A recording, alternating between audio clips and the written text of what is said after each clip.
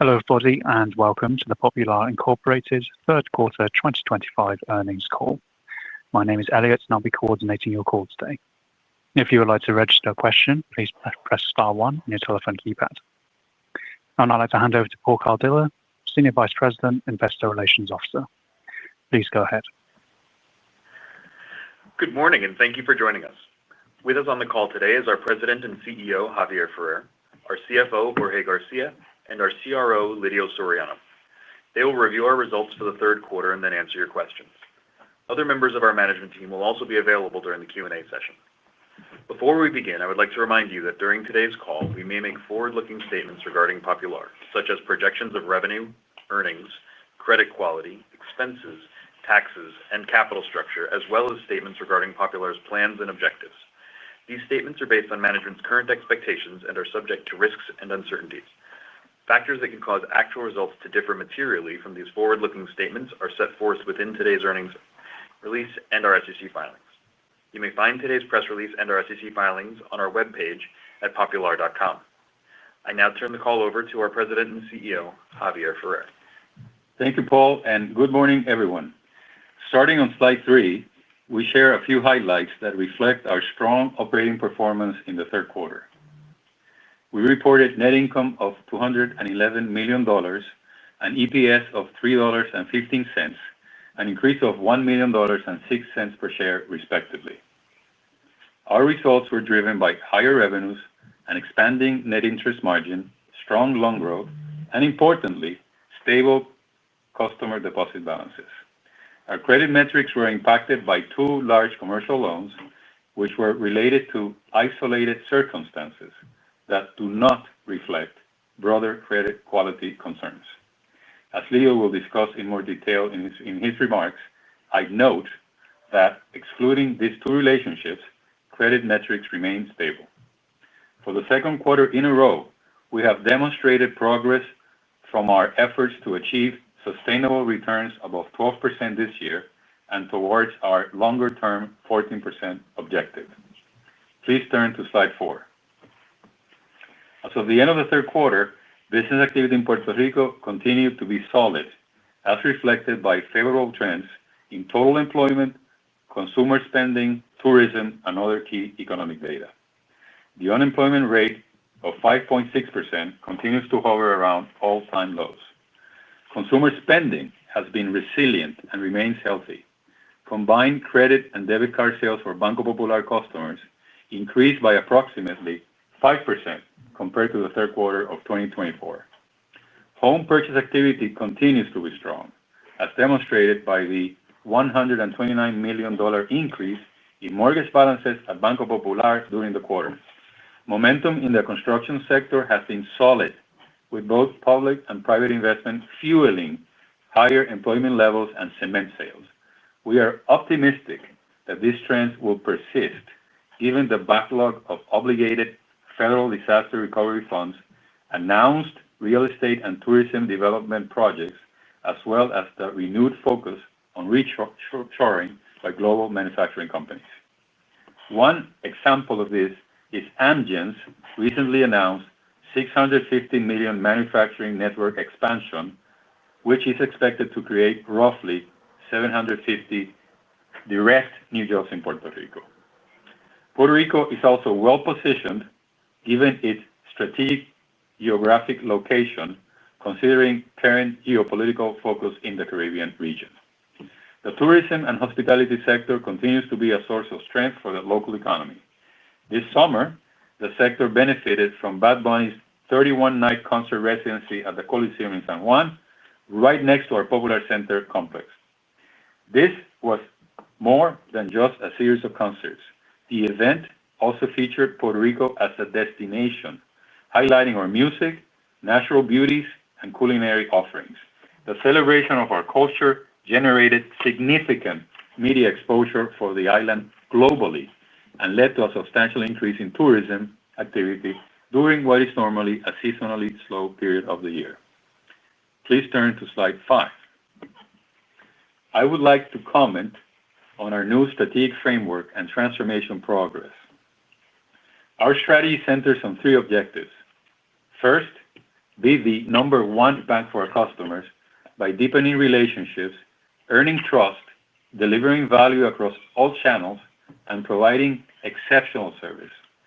Leveraging our very strong primacy and satisfaction scores in Puerto Rico, we are focused on advancing digital and payment solutions to further grow engagement.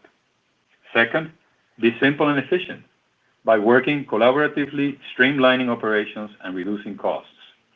We are committed to making our processes simpler and more effective to deliver superior solutions for our customers. And finally, be a top-performing bank by attracting and retaining top talent and converting customer and operational success into shareholder value, with a commitment to generating a sustainable 14% ROTCE over the long term. This framework, simple yet powerful, guides our transformation, which continues to show steady and notable progress. We are investing in seamless, secure banking solutions, expanding service channels, and modernizing branches and digital platforms to provide our customers with the flexibility to connect with Popular through the channel that best fits their needs.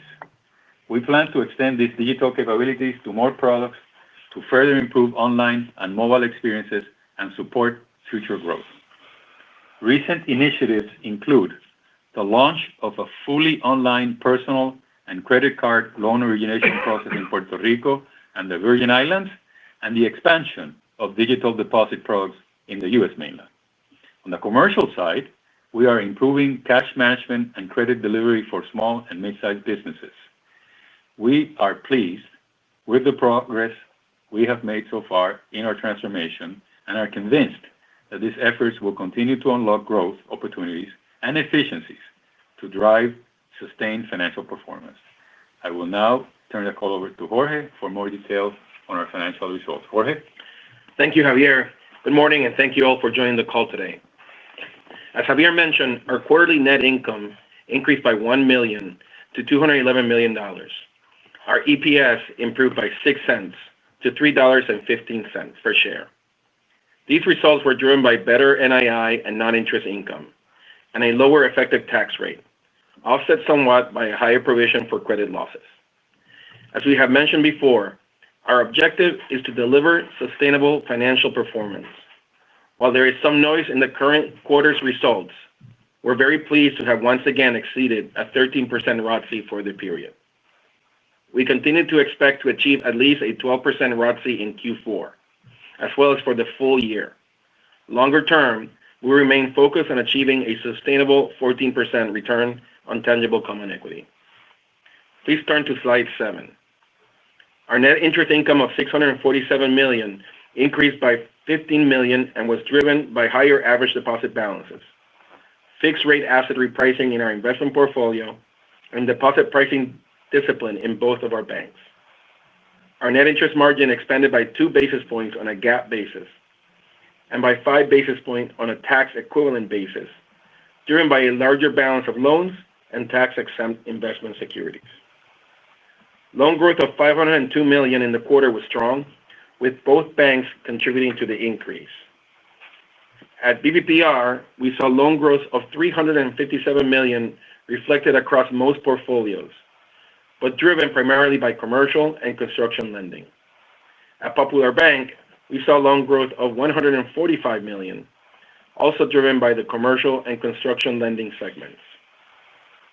Given that the underlying economic activity and demand for credit in both of our markets remains solid, we now expect consolidated loan growth in 2025 to be between 4% and 5%, as compared to the original 3% to 5% guidance for the year, despite the expected headwinds in our U.S. construction balances due to paydowns expected during the fourth quarter.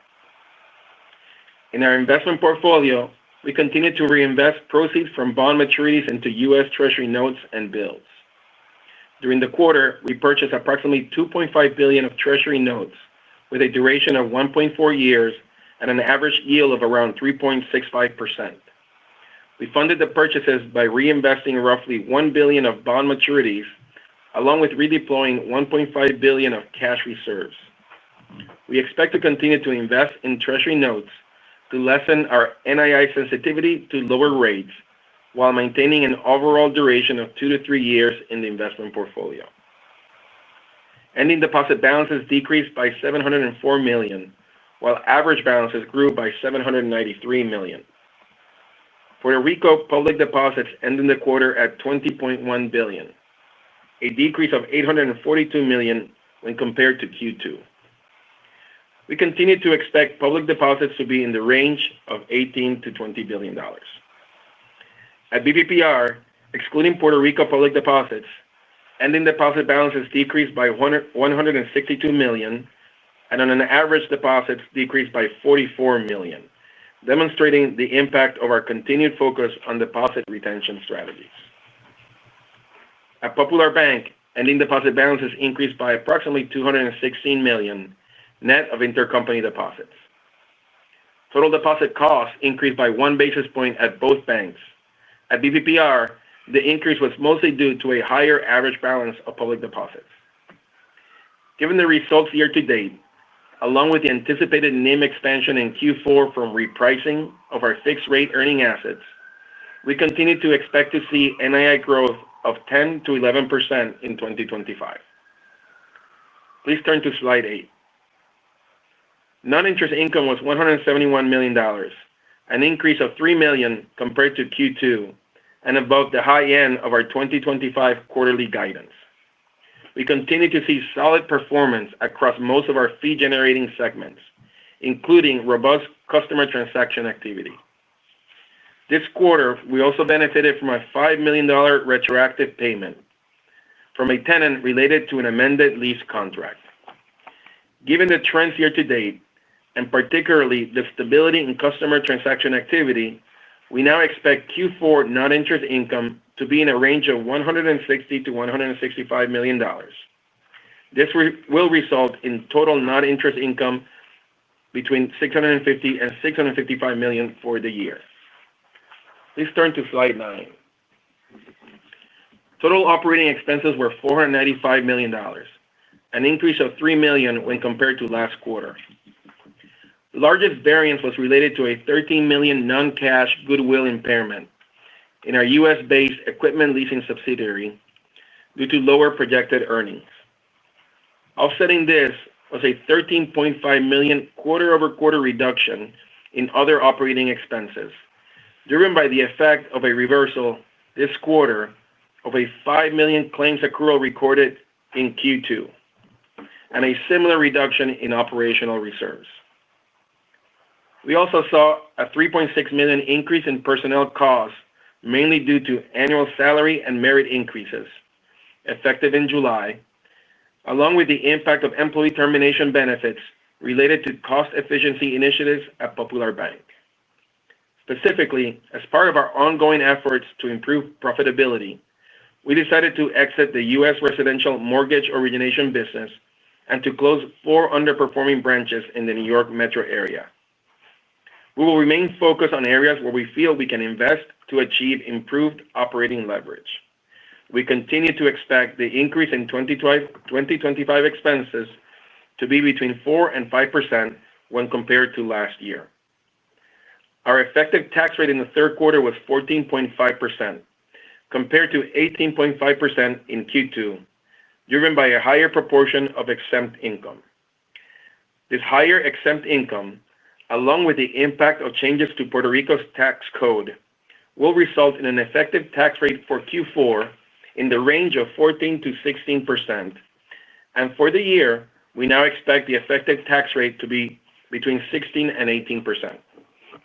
Please turn to slide 10. Regulatory capital levels remain strong. Our CET1 ratio of 15.8% decreased by 12 basis points, mainly due to loan growth and the effects of capital actions, net of our quarterly net income. Tangible book value per share at the end of the quarter was $79.12, an increase of $3.71 per share, driven by our net income and lower unrealized losses in our MBS portfolio, offset in part by our capital return activity in the quarter.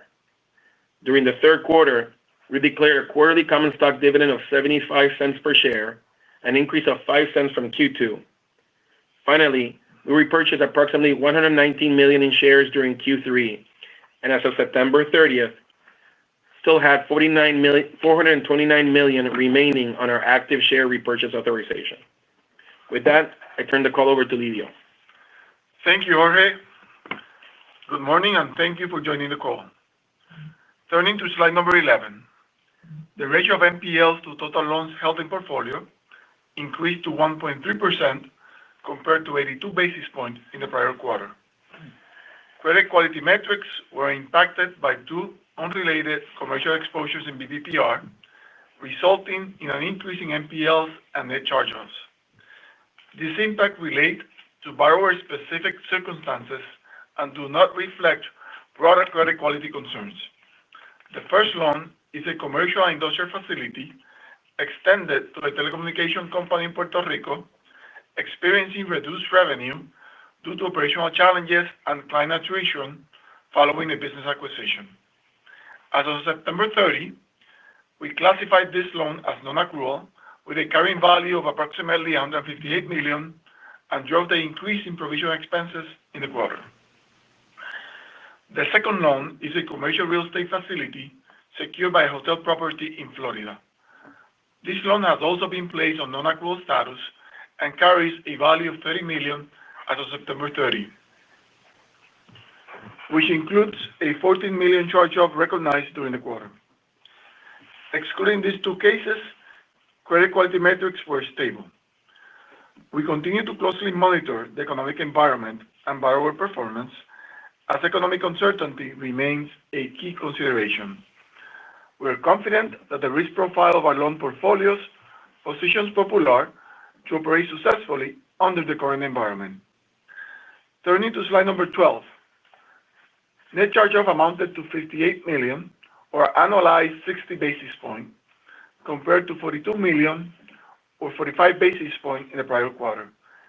Net charge-off in BPOP increased by $16 million, mostly due to the $14 million charge-off related to the $30 million commercial NPL inflow mentioned earlier. Consumer net charge-off increased by $4 million, mostly due to higher auto loans net charge-off by $6 million, partially offset by a $2 million reduction in credit card net charge-offs. Given our credit performance year to date and NPL inflows this quarter, we expect net charge-off to be between 50 to 65 basis points for the full year. The allowance for credit losses increased by $17 million to $786 million, while the provision for credit losses increased by $29 million to $75 million. Both increases were driven by the impact of the two commercial exposures, offset in part by improvements in the credit quality of the consumer portfolios. The corporation ratio of ACL to loans held in portfolio remained stable at 2.03%, while the ratio of ACL to NPLs was 157% compared to 247% in the previous quarter. With that, I would like to turn the call over to Mr. Ferrer for his concluding remarks. Gracias. Well, thank you, Lidio and Jorge, for your updates. We are very pleased with our financial performance in the third quarter. We increased revenues, maintained expense discipline, generated strong loan growth, and benefited from stable customer deposit trends. We are determined to close out 2025 on a high note as we continue to execute on our strategy, and I am urging our teams to remain focused on deposit retention, loan generation, and particularly on our expense discipline. We will continue to generate value for our shareholders and deliver our ROTCE objectives. We will achieve this by concentrating on our strategic framework: be the number one bank for our customers, be simple and efficient, and be a top-performing bank. I want to give a shout-out to our colleagues and recognize their hard work. I see what they do every day in our branches, call centers, and centralized offices. We are pushing ourselves to deliver more for our clients every day, and I am incredibly grateful for their commitment. We are now ready to answer your questions. Thank you. If you would like to ask a question, please press star followed by 1 on your telephone keypad. If you would like to withdraw your question, please press star followed by 2. When preparing to ask your question, please ensure your device is unmuted locally. First question comes from Jared Shaw with Barclays. Your line is open. Please go ahead. Hey, good morning, everybody. Hey, good morning, Jared. Maybe starting just on the margin and on asset yields. With the securities yields, with the securities purchases this quarter, should we assume that trend continues? And I guess where are the new purchase yields? It looks like maybe we won't be able to see net yield expansion much more from here if we see the rate cuts. No, I mean, let me first answer the yield extension. We do believe that we still have strong tailwinds. So you can see in our appendix, we provide to you kind of the upcoming maturities in the investment portfolio. Those are still coming off at 1 and change, and we expect to be able to continue to get a significant spread pickup on those maturities. So while they may be priced lower as rates are coming down, to remember that a large portion of our portfolio is also being financed, and let's call it money's fungible, but still being financed by public deposits. And we would expect those public deposits to also benefit from the lower rate environment, giving us the opportunity to create that spread. So we do continue to expect our NIM to expand in the fourth quarter and beyond. Okay. And then on the loan side, what about new loan yields this quarter? Oh, sorry. Go ahead.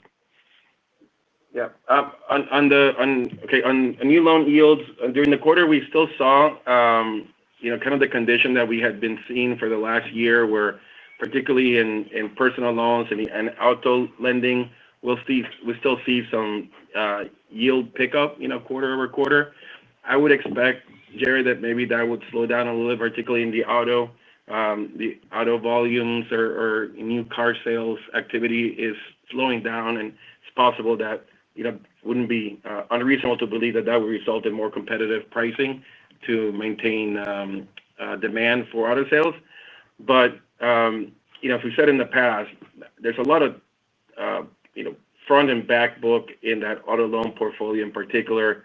And when you look back, given the average life of those loans, assuming the same type of risk profile, we still see opportunities of repricing given the current rate environment. Okay. All right. Thanks. And then maybe just shifting on the credit side, especially on the auto, there was an increase in delinquency, but it's still lower, I guess, year over year. How are you looking at the credit trends over the next few quarters within auto and consumer, I guess, more broadly? I mean, I would say the variation that you saw this quarter is within the seasonality of the portfolio. We continue to be very optimistic about the consumer, given the trends in Puerto Rico, given the trends in employment, liquidity of our client base. We see losses are in the auto portfolio about 45 basis points below last year. So we're comfortable with our position and the outlook for the portfolio. Great. Thank you. We now turn to Timur Braziler with Wells Fargo. Your line is open. Please go ahead. Hi, good morning. Good morning. Sticking with the credit commentary, the large C&I loan, I guess, what are the specific reserves that you set aside for that, the timing of resolution as you see it? And I'm just wondering, why it moved into non-performers right away instead of kind of up the risk migration chain. Did they stop making payments, or is that still accruing at this point? Maybe start there. Okay. I mean, thank you for the question. They continue to make payments, so the loans are current from a payment standpoint. So that's that. In terms of our decision the situation has been deteriorated over time. We have been downgrading the loan over time. Um, for us, I mean, it is a business that carries a significant amount of debt, and management has indicated their intent to right-size its capital structure, including liability management of the liability structure. So that drove our decision. I'm sorry, that drove our decision to place it in non-accrual status. Okay. And then I guess in terms of specific reserve and any kind of timeline around planned resolution? I think planned resolution most likely is next year. Sorry. Most likely next year. In terms of specific research, we have not provided that information at this time. So, yeah, Timur, you can assume that the driver of the variance in the quarter in provision was related to these loans. So, Okay. And I mean, this is a little bit of a larger credit, just maybe stack ranking the loan book. Is this one of the larger credits that you guys carry? Is this kind of typical size, just given your place in the Puerto Rico economy? And maybe just talk a little bit more broadly as to, the health of the economy from a business standpoint versus a consumer standpoint, and if there are any kind of signs that might be, flashing yellow or any other kind of degradation. If you look at our portfolio over the years, we shifted our portfolio from being more of an SME portfolio to a corporate credit type of portfolio. And we have seen strong trends over the last few years. And we are actually, if you look, I think the last time we had one issue with a large bank group was in 2019. I think we will continue to focus in that segment. We think there are significant opportunities in Puerto Rico. They have performed very well over the years. And that is the nature of our portfolio. Every now and then, you might see a situation. I think the important is we stick to our underwriting discipline. The performance of the portfolio has been very strong, and we feel comfortable with the exposures that we have today. Yeah, and if I may add to that, I mean, to your question about the macro, I think in our commentary we were clear that we are not seeing any sort of yellows or reds or any insects in Puerto Rico.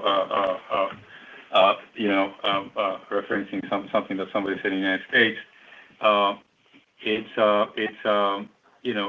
We are seeing a strong economy, but as Leo just said, it so happens that we continue to focus on large commercial opportunities, and from time to time, as happened this quarter, and it hasn't happened in a long time, there may be an isolated credit event that occurs due to idiosyncratic bar-specific issues that are unrelated to the underlying economic backdrop, and that's exactly how we feel.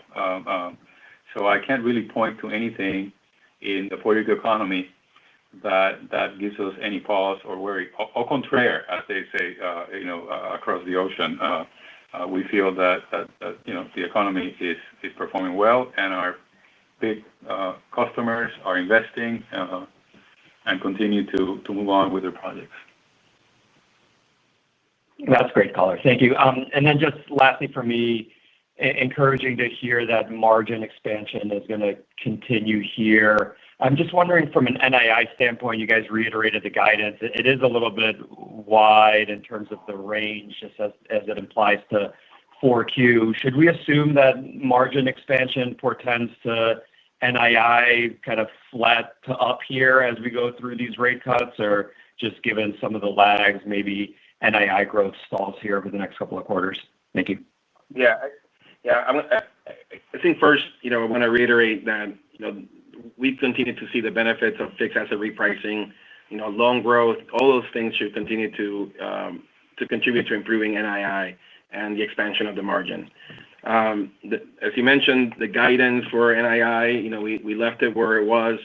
Part of that has to do with our perspective on public deposit balances in the fourth quarter. We still expect to be within the range, but maybe not at the high end of the range where we are at and when we close out Q3. You also mentioned the lag in pricing of these deposits. We continue to be slightly asset sensitive, particularly in the early stages of moves of Fed funds rate. But as we stated before, the cost of public deposits are linked to short-term market rates, and in general, they reprice on a quarterly lag. This is we've never given the index, but we're going to do Paul a favor, and it's tied to 3-month treasuries, obviously minus the spread, and so they are in a lag. So over time, we would expect to see the effects of changes in rates be reflected in the cost of public deposits with a beta of near 1. And that pricing structure will continue to support, our fixed asset repricing and the investment portfolio, making sure that we generate that improving spread on that investment. But anytime there's, movement in the Fed, maybe there is a little bit of a lag. Not always, right? We talked about that in the past, that if the market and treasuries get ahead in anticipation of Fed moves, we might be able to benefit a little quicker. But we've kind of incorporated all that into our NII guidance for the fourth quarter. But we have a high level of confidence that as that stabilizes and the passage of time and into 2026 and beyond, we'll continue our previous growth trends. Great. Thank you. Our next question comes from Ben Gerlinger with Citi. Your line is open. Please go ahead. Hi. Good morning. Hi, Ben. Not to belabor the point on credit, because it's pretty clear that you're doing phenomenal relative to the last 10 years. But I found it interesting that your guide, you kind of fine-tuned a lot, whereas the charge-off outlook, you just brought up the low end. So when you think about the 65 bips on the high end on the full year basis, that would imply something pretty draconian for the fourth quarter. I mean, is that a possibility, or how should we think about that, considering the other guidance portions were fine-tuned? I will say that, as we mentioned in the remarks, we took a reserve and a provision for some of the exposure. We charge off one of the two related exposure. There is a possibility that we may have to take charge-offs in the exposure that we reserved this quarter, which did not charge off, and that is driving the results. Overall, if you exclude that, we continue to expect a very solid performance out of the rest of our book. So that's the only thing that we are caveat in terms of the range that we provided to you. Yeah, Ben, in other words, we talked about this in the past, where when we provide that spread in the guidance of net charge-off, we are trying to put in for idiosyncratic events that could happen in our portfolio at any given time. Certainly, the activity that we have seen here today, as you say, don't reflect necessarily a lot of opportunities to get to that high end without it being a commercial loan. Got it. Okay, that's helpful. And I know you guys have gone through quite a bit of initiatives on the expense front. Is there anything? I know you're not going to give me a 26 guide, but is there anything in 26 that we could potentially prepare for outside of just kind of normal and cost inflation? Yeah, you're right. We're not going to give you anything 26. Good try. Good try. We're very happy with the cost discipline and a lot of initiatives that are ongoing. We talked about it in the last quarter's call. There's a lot of efforts around really just focusing on execution and really what Javier says, focus on excellence. And there's a lot of efforts that are ongoing that are, maybe a lot of singles and bunts, but they add up. And this quarter we saw some of those. We saw some of the actions. We talked about the activity in the U.S. It's not easy impacting our colleagues, but we did make a decision to terminate our mortgage origination business in the U.S. We don't believe, given our funding profile and deposit franchise in the U.S., that's a business that we really want to be in at this time. And there are other things across the organization. I would say the important part is that those efforts are sustainable. They're not one-offs. And we do expect to see those benefits that would allow us to reinvest in other things. We talked to you in the past about slowing down our expense growth rate. These are all the things that allow us to do that while continuing to invest in areas that we think will add value and get us closer to that 14% ROTCE. Gotcha. Sounds good. Thank you, guys. Thank you. We now turn to Kelly Motta with KBW. Your line is open. Please go ahead. Hey, good morning. Thanks for the question. I will pick up on that 14% ROTCE you mentioned. You've been above 13 the last 2 quarters. It seems like we have 14 in sight. I appreciate the guidance around at least 12 for the year, which seems very doable. Wondering if you have any update on the timing of the 14, one, and then two, given what you've laid out with your NII trajectory, has there been any discussion in terms of whether 14 is the right place to stop as a sustainable ROTCE, or could we see that I would say that higher?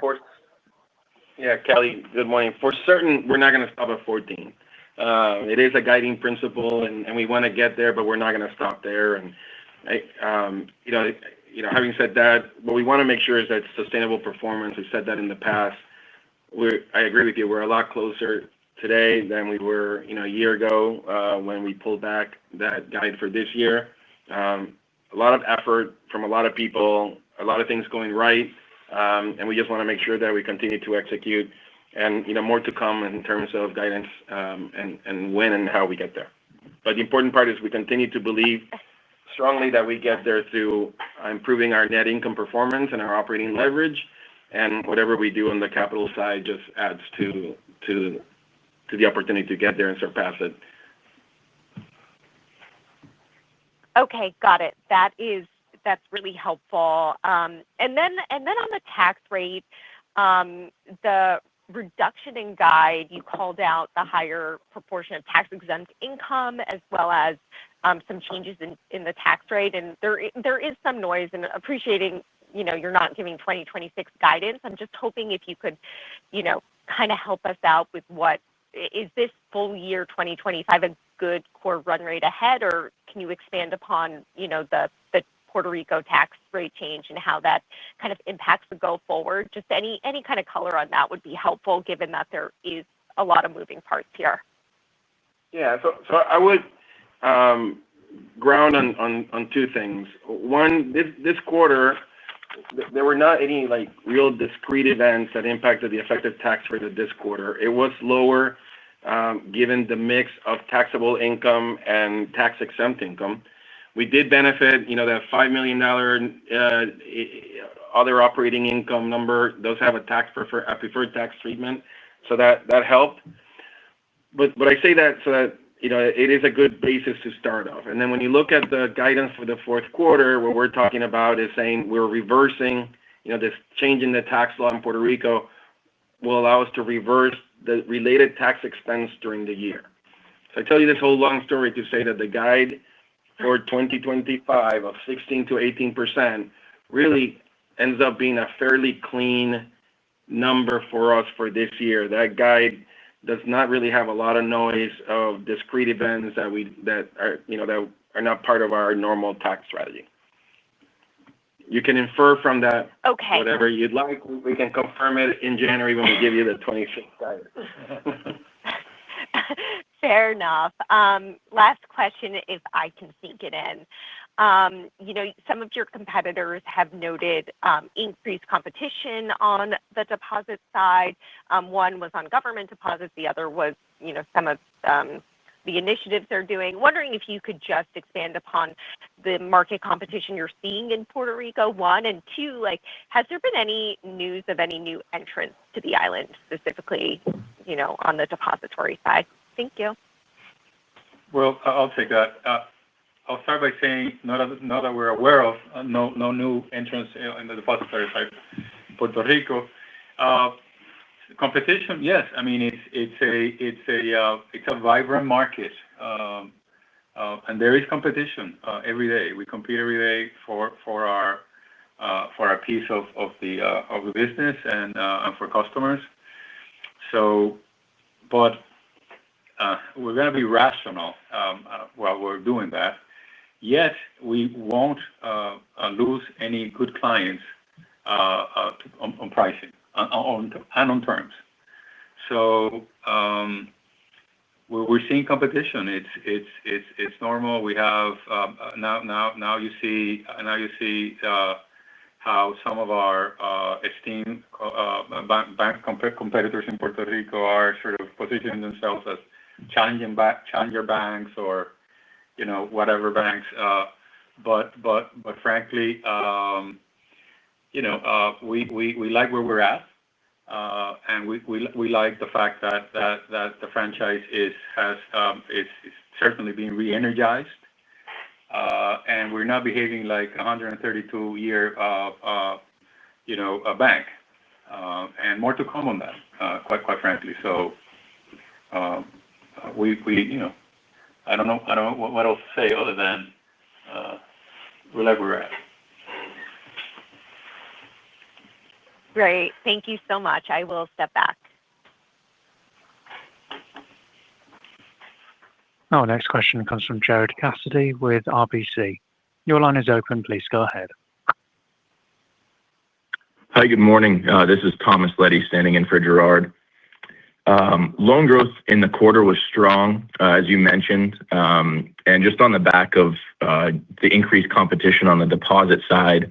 I'm curious, in booking new C&I and CRE loans, have you seen a similar increase in competition, maybe resulting in less rigorous underwriting standards? In other words, anything you can tell us about changes in underwriting standards on loans you're originating now versus, say, a year ago?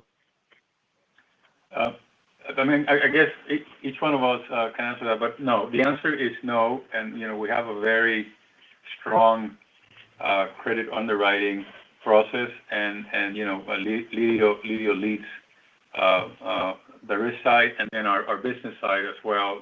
We are not going to do anything that doesn't make any sense, frankly. We tend to be a bit conservative by nature, quite frankly, but I'm not seeing anything in originations that points to that concern. Yeah, from talking to our bankers and listening to the teams, the pushback we get in competition is more pricing. Yeah. We're seeing maybe particularly, you're hearing in some entrants in the New York market and maybe South Florida, where people being a little more aggressive in pricing. And frankly, if those loans are not true relationships, and they're not coming with deposits, we're not going to pursue that, particularly in the U.S. In Puerto Rico, we might have a different strategy, echoing what Javier previously said in his comments. Okay, no, that's helpful. Thank you.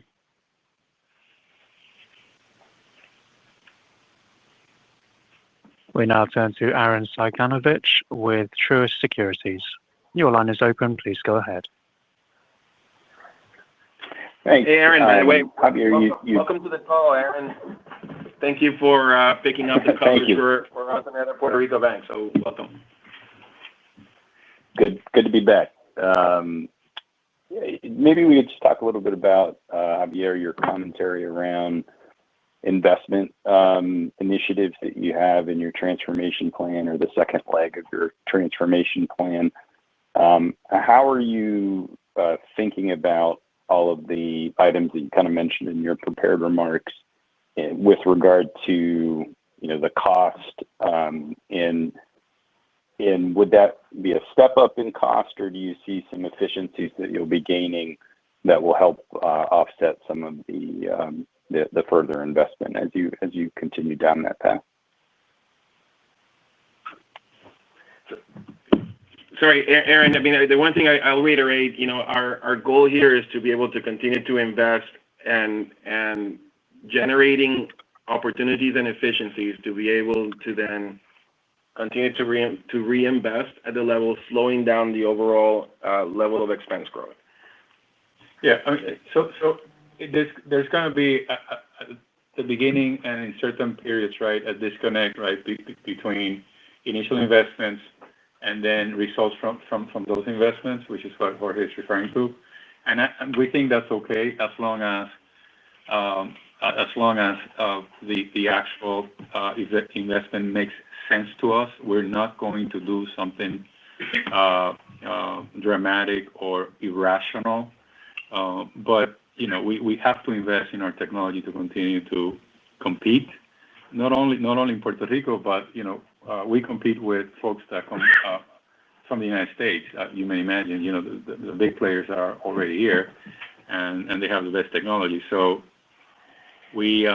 our program is rational in that way, and I think our expense base shows it.